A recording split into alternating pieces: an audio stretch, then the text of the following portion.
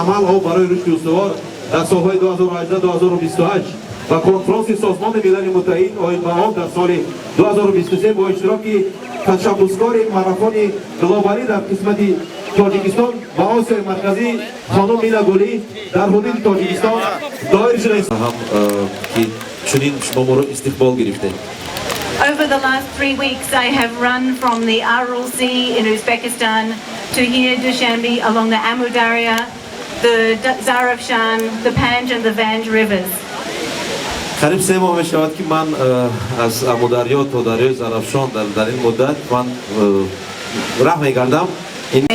To the National Olympic Committee, to the Youth Olympic Committee, to all of you that came from the World Bank, from the United Nations, from the UN, from the EU, from your homes, from your places across the town and across the world.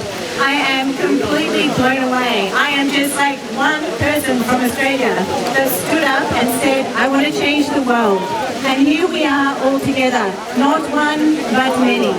Thank you from the bottom of my heart. So, welcome, and there is from the request that comes with many interview from you. Okay? So,